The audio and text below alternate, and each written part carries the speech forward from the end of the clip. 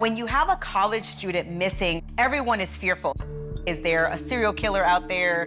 Immediately, I was like, no, like in denial, complete denial. I was like, nah.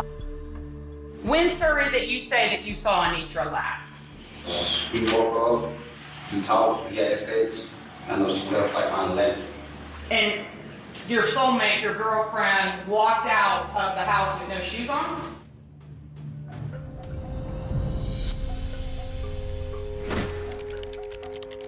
Demarcus Little, a 23-year-old active duty soldier in the U.S. Army, stands accused of murdering his ex-girlfriend, Anitra Gunn, a student at Fort Valley State University.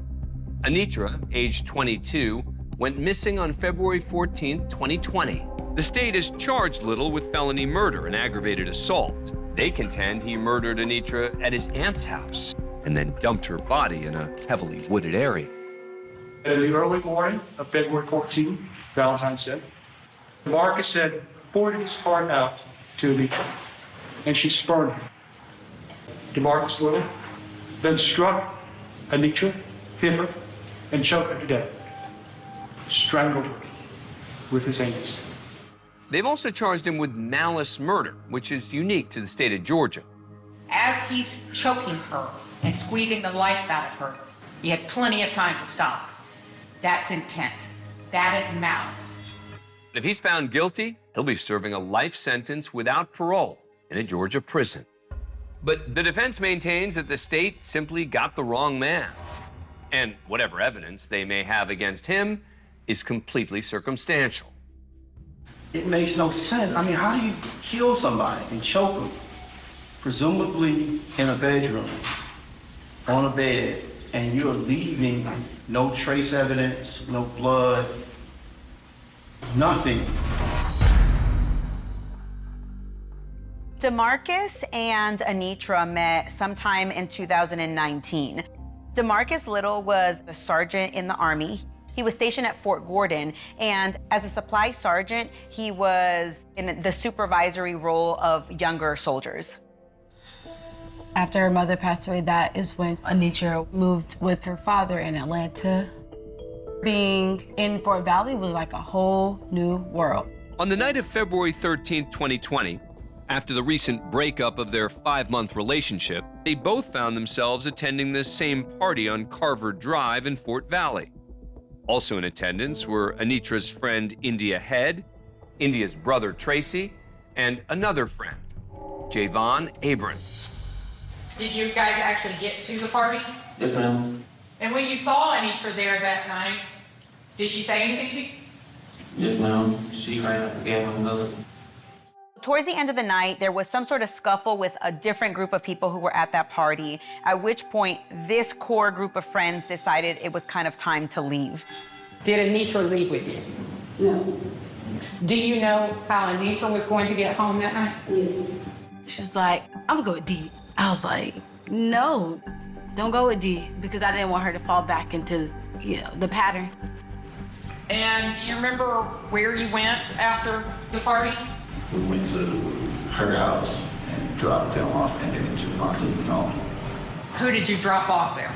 Demarcus and Anitra.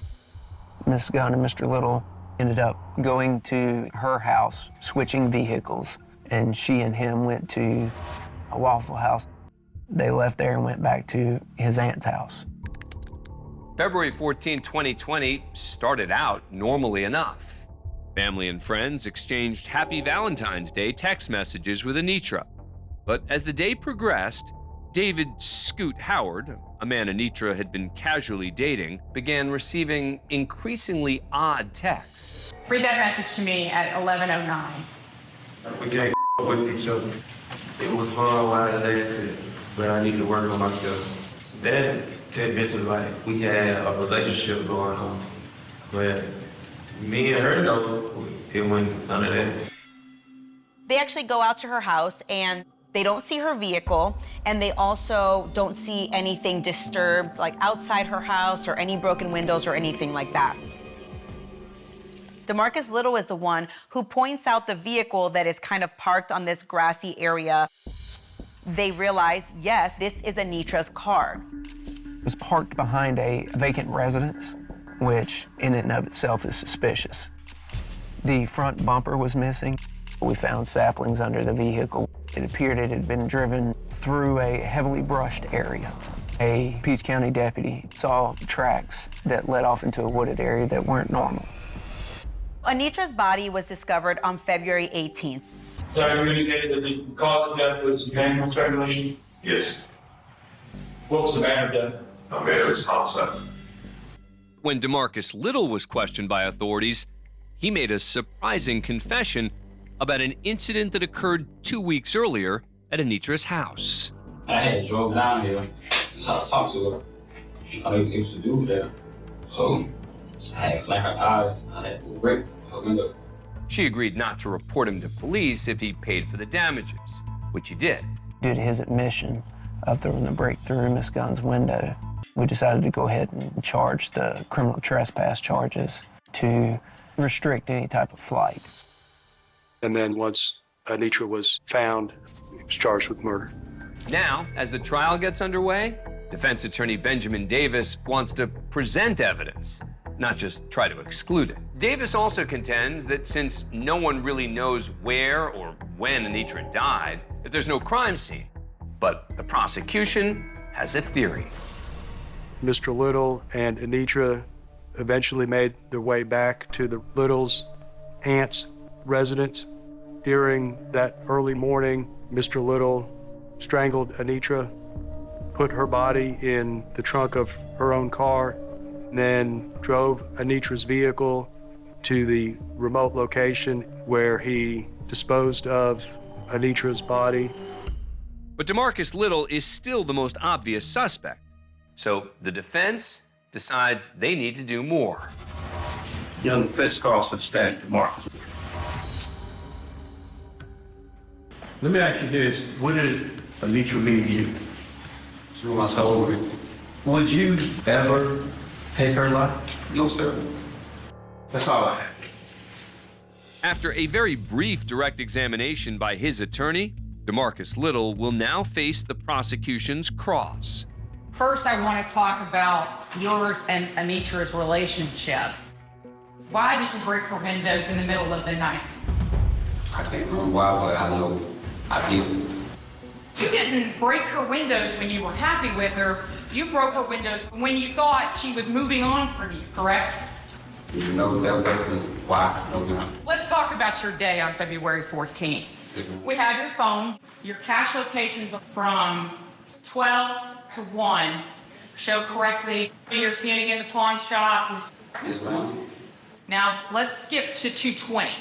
Those same cash locations from your phone show you going to Target and Walmart, Dad's house, correct? That was my whereabouts by a week, but I told her, yes, ma'am. And then those same cash locations, which were right from noon until 1 o'clock and from 2:20 for the rest of the day, they then show you in the woods off Greer Road, correct? No, ma'am. They don't show you there? I wasn't in the woods. No, that wasn't my question. My question was, do those cash locations, which you just testified were absolutely accurate with regards to your whereabouts, those same cash locations show you in the woods off Greer Road, don't they? Those are inaccurate. Just those? Yes. Because if they were accurate, sir, they would show you standing next to the body of your soulmate, wouldn't they? Mr. Little, let's be straight. It doesn't make sense, though. You ever heard the old saying, the simplest explanation is usually the truth? No, ma'am. Thank you, Ms. Little. I don't have any other questions.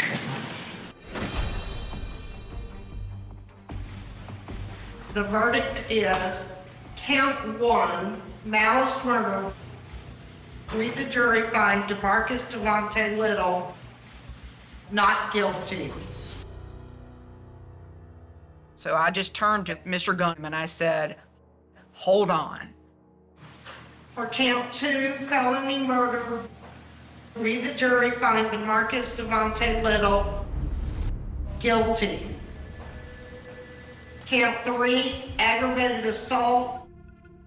Read the jury find Demarcus Devontae Little guilty. and then the guilty verdict, and you could see just this sense of relief.